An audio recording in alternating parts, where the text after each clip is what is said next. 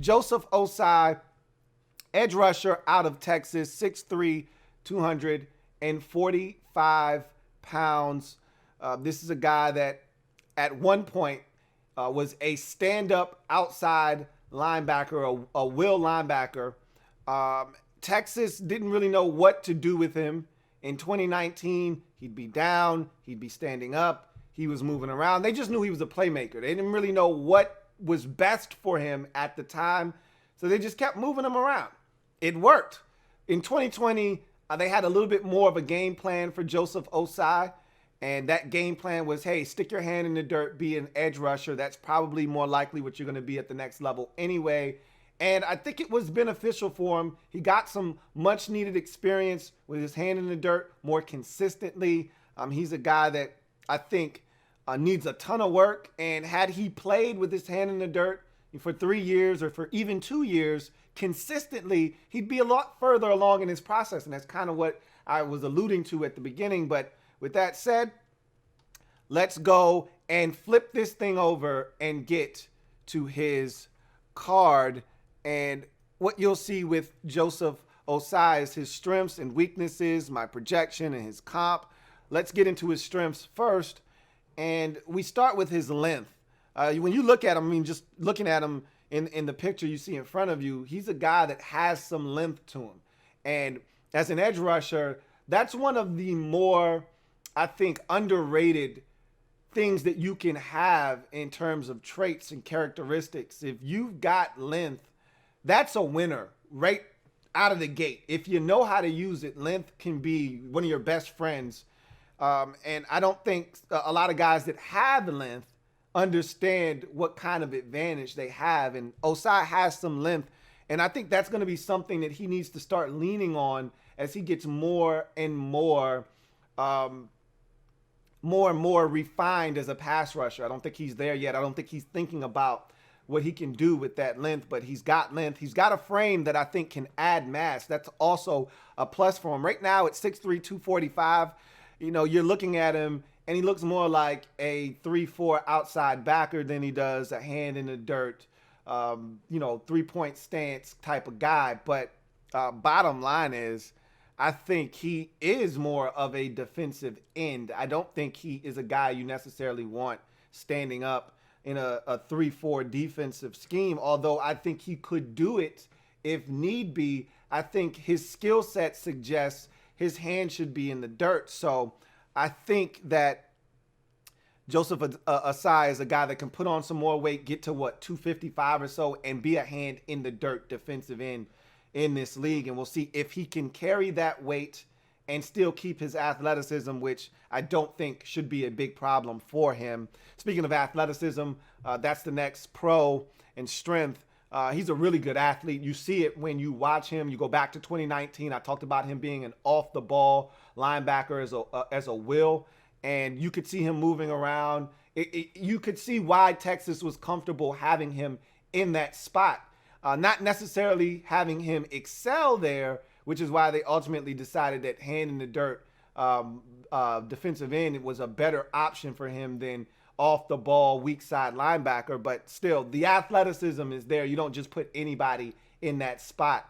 Acceleration is one of those things you noticed. And I think when you see it with Joseph Ossai the most is tracking a play down from the backside where you're unblocked. They don't think you can get to the ball carrier. It's a run away from your side, so they don't bother blocking you, and it's your job to track backside. If they don't give you any action to the backside to hold you, then you just go. You take off like you're shot out of a cannon, and he does. And a lot of times, he tracks those runs down from behind on the backside. So he is a guy that has some acceleration. Relentless motor. I think the thing that you notice with him, and a lot of these guys for that matter, I didn't have too many guys that I watched on tape and I said, well, he's pretty damn lazy. A lot of these guys go hard.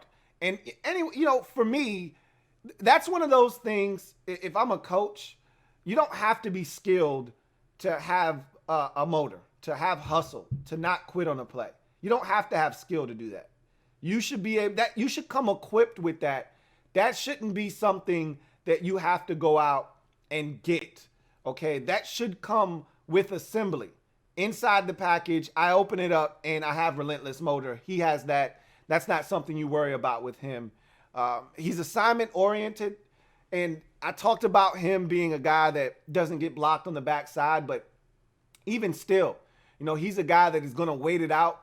If it's a read option, he's going to stay backside. If it's bootleg, you're not going to essentially get him to chase the ball and be out of position, and somebody comes crossing his face, and here comes a tight end or a running back wide open into the flats. He does a really good job of doing what he's supposed to do. It's another thing to get him to recognize what the hell is happening fast enough so that he can make a play. But as far as, hey, Joseph, you've got backside contained, Joseph's got backside contained. So he's an assignment-oriented type of player. My favorite trait and characteristic and strength of Joseph Ossai is he's a playmaker, man. I've talked about the ability to just be around the ball. Guys that just have a knack for being in the right place at the right time.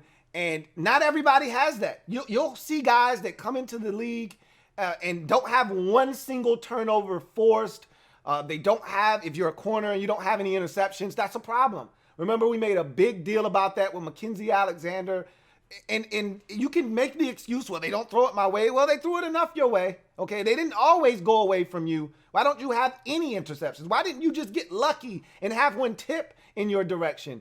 And so there's something to be said about guys that are just around the ball, around the action. When you hustle, when you got a high motor, that's when you find yourself around the action. And I just want to give you a few numbers from the last couple of years that kind of states that he's a playmaker, that kind of screams playmaker. In 9 games in 2020, 16 tackles for loss, 5 of which were sacks, 3 forced fumbles, 1 fumble recovery, 2 pass breakups in just 9 games, okay? That was in 2020 when he had his hand in the dirt primarily as an edge rusher. In 2019, when he was a combo edge rusher, 3-point stance, 2-point stance, hand or stand-up outside linebacker, and you really could just say he was a weak side off the ball backer, but they moved him around so much you didn't know where he was going to end up. 13 games, 13 and a half tackles for loss. 5 of them were sacks, 1 forced fumble, 1 pass breakup, 2 interceptions, and a blocked kick. Okay, so when I tell you that this guy is always around the ball and something is always happening with him around the football, you're talking about a guy in Joseph Ossai that is a playmaker. Football junkie. This is a guy that grew up in Nigeria, was born there, came to the States when he was 10. He was introduced to football. He didn't love football. As a matter of fact, he didn't even like football when his uncle introduced him to the game. And then he played. He really grew to like the game. Now he loves it. He can't get enough of it. He's a film rat. He's a guy that always wants to be around the game. And we talk about guys having love for the game of football and that being a very integral part of this process, finding out who loves ball. Because there are guys that are just in it for the check. Guys that really don't love the game, aren't going to put in the work to become the best player that they can. Guys like Sua Cravens comes to mind. He didn't love football. Josh Doxson did not love football. When you get to these prospects, you have to do your due diligence to find out if they love ball. You don't have to worry about that with Joseph Ossai. He is a football junkie by all reports.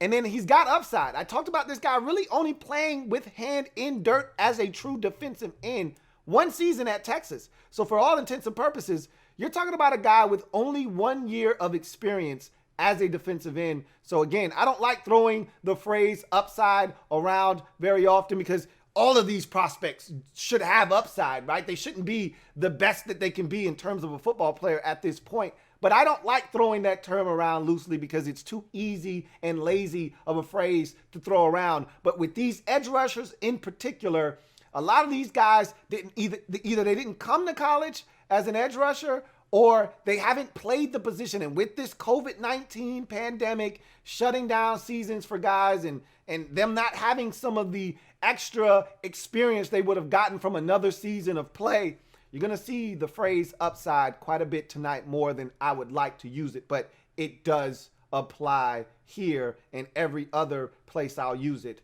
tonight. So his weaknesses, he's raw.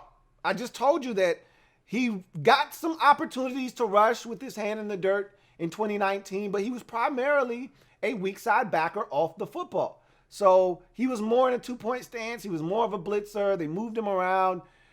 In 2020, he's playing more of what he's probably going to be asked to do at the next level, which is hand in the dirt defensive end. So he's extremely raw. And that's not uncommon for a guy that essentially switched positions going into the final year of his collegiate career. Needs to get stronger at the point of attack. This is why I talk about having a frame that can add mass, because I think he needs to get a little bit stronger at the point of attack. I think he needs to use his length a little bit better at the point of attack. Too many times it's rare that I see a guy get his ass whooped at the point of attack as badly as I saw Joseph Ossai get his ass whooped at the point of attack at times. I mean, guys are tossing him on the ground, taking him and pitching him to, gaps over out of the play. He's going to have to get stronger at the point of attack if he wants to be on the field all 3 downs. Point blank, end of discussion. Needs tons of pass rush refinery. Look, most guys come into the league needing work on their pass rush. Whether they don't have a plan when they rush or they don't have a bevy of moves, it's not uncommon. As a matter of fact, the guys that actually do have seasoning, actually do have a plan, actually do have tools in their pass rush tool belt, those are the guys that are the outliers now in really coming into the league. For me, as I've done this for nearly a decade, I've seen more guys come into the league raw, needing work, than I have guys seasoned, ready to go right out of the packaging as soon as they hit the league, even if it's only in a 3rd down situational pass rushing role that they're ready to go. Those guys are rare. So he's another one of those guys that's going to need work. And you may not reap the benefits of Joseph Ossai, the pass rusher, for 2-3 years down the road. And you have to understand it, but you got to know that there's some upside there. Consistently laid off the snap. I talked about him being a playmaker, and that's my favorite characteristic in pro about Joseph Ossai. The thing that is my biggest pet peeve with him, and really with any player that this is a problem with, is consistently laid off the snap. Look, much like I talked about with effort and high motor, and like you don't have to be skilled to do that. You don't have to be skilled to get off the ball when it's snapped. Like literally, if you're having an issue, you got 2 options. Look at the guy in front of you or just look at the damn ball. Pick one, roll with that, okay? For whatever reason, everybody's moved and taken a full step and a half and he's just getting off the ball. Well, you're not explosive enough to take that long and still beat the guy in front of you, first and foremost. Secondly, what are we doing, guy? And this is happening way too often. And again, maybe it's just the games that I watched, but this is happening at a high clip. I mean, he might have rushed the quarterback in a game 24 times, and 5 of those times, he's laid off the ball a full step and a half after everybody else. And I'm like, come on, guy, what are we doing right now? Like, seriously, why is this continuing to happen? He's got to clean that up. That can't be a thing at the next level. And then his play recognition can be a lot sharper. And again, this comes from lack of experience. Haven't seen it a ton. Haven't experienced what's going on. He needs to see it and be able to react to it faster. And that will come with time. That's not something I really want to harp on too much. But there are too many times where you see him hand in dirt and he comes up the field screaming like a banshee out of hell. And, I mean, it couldn't be any easier to recognize this is a screen, bro. Like, the tackle didn't even bother with you. He let you go. Look, you're good. You're not that damn good, okay? You got to recognize this is a screen, okay? He's letting you go for a reason. And it's those types of things that I think he needs to get better at, and he will eventually.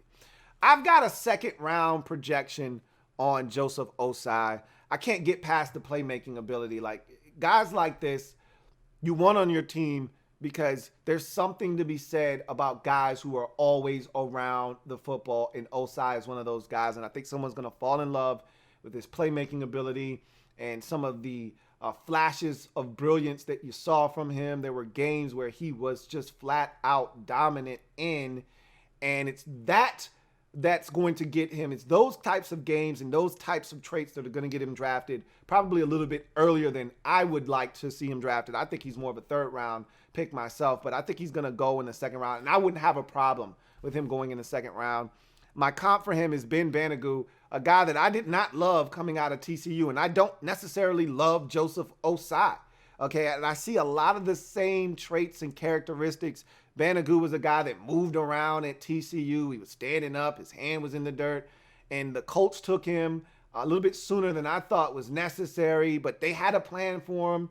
And so I want to see if Ossai ends up being a guy that sticks his hand in the dirt, which I think is probably what is going to be asked of him at the next level. Or if someone says, hey, no, you can stand up. We thought you were good in 2019. We actually thought you were better in 2019. We'll see what someone decides to do with him. I just see a lot of Banagoo at TCU. When I watched him, I saw a lot of the same traits coming into the league as I did Banagoo when he was coming into the league out of TCU. So Joseph Ossai, my 7th rated edge rusher in the 2021 NFL Draft. LouieTeeNetwork.